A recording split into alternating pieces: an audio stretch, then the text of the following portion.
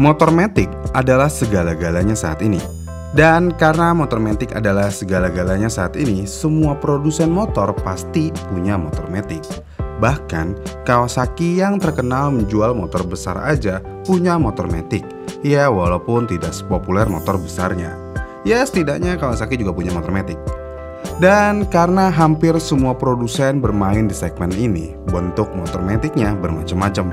Mau yang besar, mau yang sedang, sampai yang kecil pun ada. Dan semuanya laku-laku aja.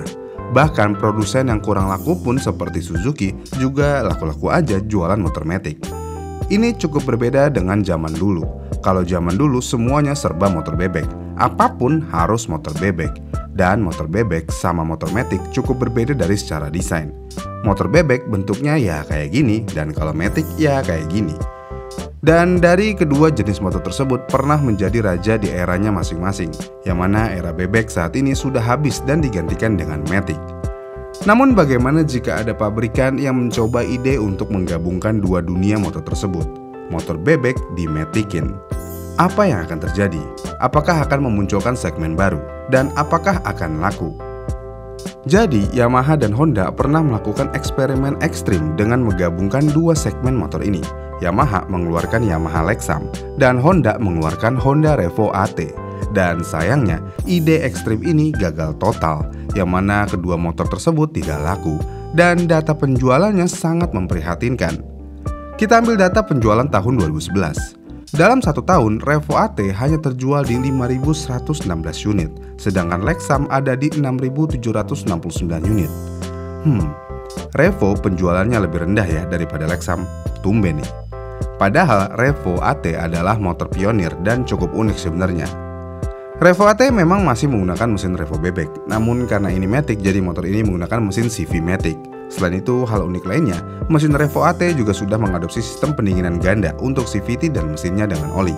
Selain itu, Revo AT sebenarnya juga sudah dilengkapi dengan teknologi full injection generasi ketiga kala itu, yang berarti sudah menggunakan sensor O2 dan catalyst converter. Cukup bagus sebenarnya. Kemudian di Lexam, Yamaha menggunakan CVT berjenis ECAT atau Yamaha Compact Automatic Transmission. Apa gunanya ya? Ya katanya sih biar tahan lama aja, minim getaran dan suara yang lebih halus. Dan karena menggunakan YCAT, V-belt yang digunakan jadi lebih pendek daripada motor matic pada umumnya.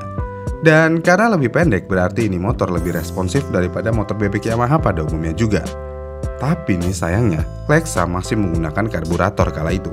Namun ya walaupun masih karburator, Lexam memiliki data penjualan yang lebih tinggi daripada Revo. Ya walaupun lebih tinggi penjualannya, tetap aja penjualannya mereka menyedihkan. Pertanyaannya, kenapa nggak laku ini motor? Ya tentu aja karena segmen motor ini belum terbentuk. Dan Honda ataupun Yamaha tidak melakukan edukasi layaknya mereka mengedukasi motor matic era awal kepada masyarakat. Yang mana pada akhirnya motor ini kurang dikenal atau setidaknya kurang dipercaya oleh kebanyakan masyarakat.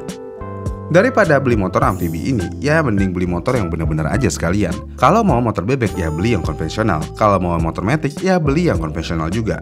Jangan beli yang amfibi. Kemudian selain faktor tersebut, motor ini dinilai aneh. Iya, aneh. Gimana perasaan kalian naik motor bebek tapi matic? Kemungkinan besar kalian akan merasa aneh. Biasanya kaki kiri selalu bermain untuk ganti gigi, tapi ini malah enggak, diem aja, kayak bawa matic. Kocak kan? Dan hal inilah menjadi salah satu faktor utama motor ini kurang laku. Oh iya, di kasus untuk Honda Revo AT lebih aneh lagi nih. Remnya masih di pedal layaknya motor bebek konvensional. Padahal kalau matic ya seharusnya pedal remnya di sebelah kiri. Jadi hal ini bikin semua tambah bingung dan aneh. Kemudian selain itu motor ini juga dinilai terlalu mahal. Pada tahun penjualannya Honda Revo AT dijual di harga 15,8 juta rupiah, sedangkan Yamaha Lexam dijual di harga 16,4 juta rupiah. Yang mana ini lebih mahal daripada Yamaha Mio ataupun Honda Vario kala itu. Ya kasarnya lebih mahal daripada motor matic pada umumnya. Dengan konsep yang terlalu visioner ini, kebanyakan orang yang menilai motor ini terlalu mahal. Dan iya, hasilnya kurang laku. Kemudian, perawatan motor ini juga dinilai terlalu ribet dan sedikit lebih mahal. Kenapa bisa? Ya, motor ini kan masih menggunakan V-belt sebagai transmisinya, namun masih menggunakan rantai untuk menghubungkan ke roda belakang. Dengan demikian, jadi ada dua bagian yang membuat motor ini nggak efisien. Udah ribet nggak efisien lagi. Ditambah, efisien motor bebek ini tidak sebesar motor matic. Kita ambil contoh, Di motor Matic, kalian bisa membawa galon air mineral sebanyak 2 unit tanpa bantuan orang, dan kalian masih bisa naik motor tersebut muter-muter jalan dengan nyaman. Sedangkan di motor bebek, maksimal 1 galon aja, itu pun ditaruh miring, dan yang pasti udah nggak nyaman banget motornya dipakai jalan. Dari kasus tersebut aja, motor bebek sudah kalah dari hal segi efisiensi daripada motor Matic. Dan yang terakhir, kenapa motor ini kurang laku adalah orang-orang tahu kalau motor ini kurang laku, jadi pada takut beli motor ini karena ditakutkan harga jualnya jatuh. Dan ini adalah faktor terbesarnya. Jadinya ya main aman aja deh. Dengan Lexam dan Honda Revo ini kita jadi tahu satu hal, semua inovasi belum tentu dapat diterima pasar. Dan karena motor ini tidak diterima pasar sama sekali, akhirnya Yamaha Lexam didiskontinue pada tahun 2013 dan Honda Revo AT pun juga diikut didiskontinue tahun 2013. Ya, di luar dari keanehan yang ada, sebenarnya kalau Yamaha dan Honda benar-benar mau bermain di segmen ini secara serius nih, mereka bisa melakukan edukasi dan branding yang lebih banyak. Tapi kenyataannya ya tidak. Yamaha dan Honda sama-sama tidak melakukan apapun di segmen motor Matic ini. Tidak ada iklan yang masif, tidak ada edukasi, dan tidak ada gembar-gembor yang berlebihan.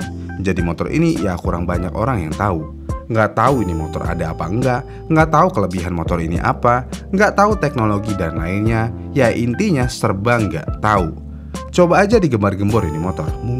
Mungkin segmen bebek Matic masih hidup sampai saat ini. Ya secara kalau cari kerampingan ya, motor bebek lebih enak dan lebih ramping jika dibandingkan dengan motor Matic. Posisi berkendara motor bebek pun ya terkadang lebih enak daripada motor Matic.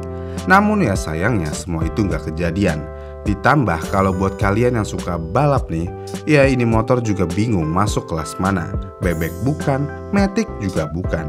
Jadi ya nggak bisa diapa-apain lah ini motor. Ya intinya bebek Matic adalah motor inovasi yang gagal total. Dan itulah alasannya. Bagaimana nih menurut kalian? Apakah ada alasan lain? Komen di kolom komentar di bawah ya. Dan sampai jumpa di video selanjutnya.